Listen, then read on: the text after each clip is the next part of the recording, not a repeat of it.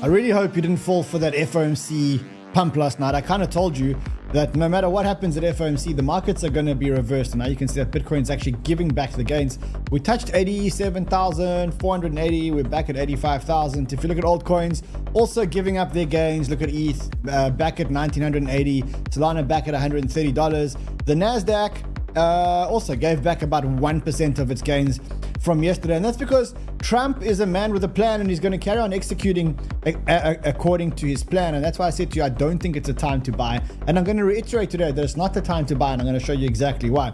We are also having Trump speaking today, making a major announcement at Digital Asset Summit. So I don't know what this major announcement is about. We can speculate here today. The announcement happens in about an hour at Digital Asset Summit, which is happening right now in New York. And we'll talk about what that announcement might actually be. So if you want to know why I'm not buying, and if you want to know what Trump may be announcing, then I guess your best bet is just to stay tuned.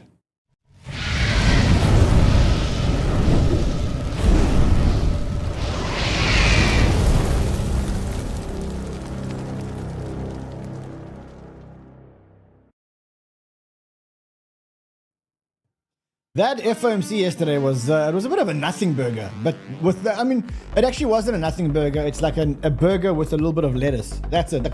You can say not a nothing burger, but a little bit of lettuce. We'll talk about that lettuce. Chemo says nothing burger. Niall says Run is Jewish. Yeah, what gave it away, bro? Roll says Uncle Run, let's fucking go. My boy 𝗕𝗬𝗕𝗄, bro, you're watching the wrong show. Welcome, guys. For those of you who were at our FOMC viewing party, yeah, we had the second biggest FOMC party in the world. The biggest one was actually 𝗕𝗵𝗕𝗏, but I think we did a better FOMC party, and we had cooler people at our FOMC party. Anyway, today, a little bit of a post-mortem of what actually happened in that FOMC. Also, a little bit of speculation as to what President Trump, could actually be announcing today. So let's get into the alpha. What I need you guys to do, you know the drill. You subscribe. We're getting so close to that 1.16 million subscribers. We are 60 people away. By the end of the show, we'll be at one. No, we are 260 people away. By the end of the show, we'll be there. We got to be there. Anyway, you subscribe, obliterate the like button. I'm going to get straight into the alpha of the day. As I said to you yesterday, I did think that the FOMC was going to be a little bit of a nothing burger, barring one thing. And it worked out exactly that. We did get no interest rate move, which we knew. But we did get some clues from the Fed around the fact that the Fed is now starting to think that there's economic uncertainty which is coming there. They didn't change their expectations in terms of interest rate reduction. So you can see, if you look at the old dot plot and you look at the new dot plot, pretty much the same. I mean, there was a marginal difference. You can't even pick it up with the naked eye. It was here. You can see that like two more people went up there or something like that. So in general, the Fed is saying we're not expecting too many more interest rate cuts. I think there's 1 or 2 interest rate cuts on the horizon, depending how you actually do the scores. The Fed is, though, expecting the economy to actually slow down, which is quite weird. So if you look at what the Fed was actually expecting last night, they cut their GDP growth from 2.1 to 1.7.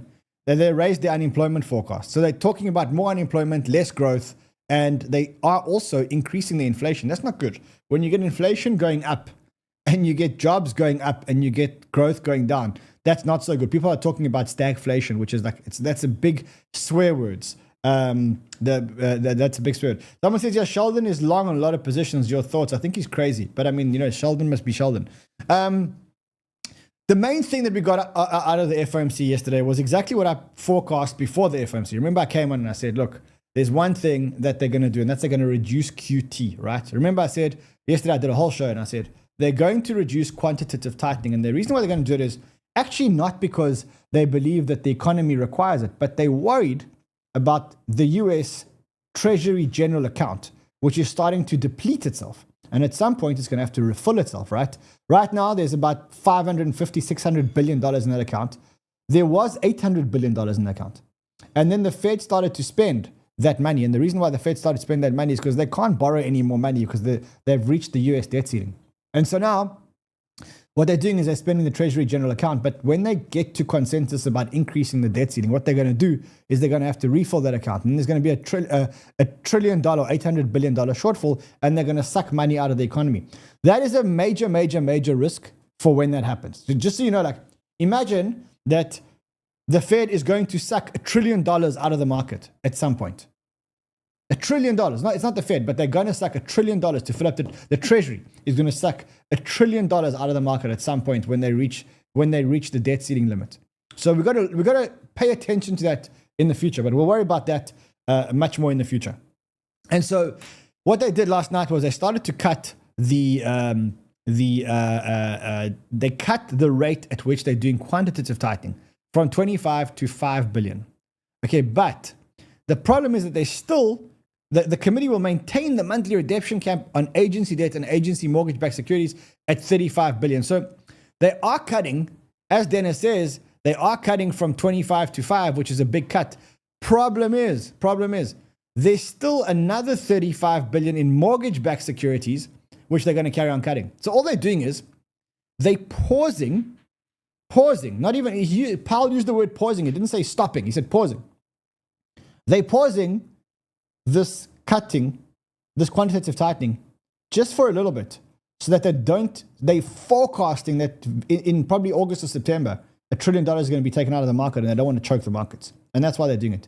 And Powell was adamant around the word pausing. And so that's why I think that this whole thing yesterday, this whole pump yesterday, is actually going to retrace. There's two reasons why this pump is going to retrace. Number one, the market is going to digest the word pausing, and they're going to digest the reason why it's happening. And they're going to realize that the tightening, the stopping of the QT is actually temporary at this stage, which is better than nothing, but still nothing to get excited about. And that's why the markets got excited and then started giving back all their gains.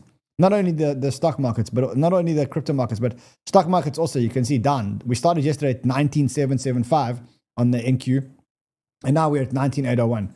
So the market's starting to give back all the things. And I think ultimately it's what I said to you guys before. I'm the first person to tell you, buy the dip, let's be buying. But now I'm saying to you, don't buy. And the reason why I'm saying to you, don't buy is because Trump is a man with a plan, right? And the plan is he wants the Fed to be cutting interest rates. The Fed, he says, this was on Truth, he said, the Fed would be much better off cutting rates as US tariff starts to transition their way into the economy. So you can kind of see what his plan is. He's saying, look, I'm going to put in tariffs so that you reduce your interest rates. And my best advice to you is to say that when I implement tariffs, you must cut interest rates. That's basically Trump's plan. He's working to that plan. So I think that right now, if you do buy, unless you're DCAing in, I think if you do start buying now, I think you're buying too early. I think you're going to get another leg down because this fight between Trump and the Fed ain't finished yet, guys. And the truth is, I know we want to get in. I know we want to buy the dip. I know we want markets to go up.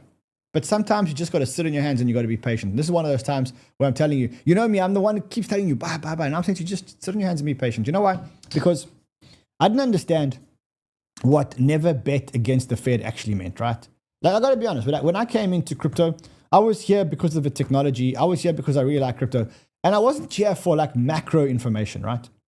I didn't like base my Bitcoin thesis on the fact that there was quantitative tightening or quantitative easing. Didn't even, I studied and I did a degree in finance and I did a CFA. And so I really understand how economics work, but I never correlated back this closely to asset prices and specifically risk asset prices.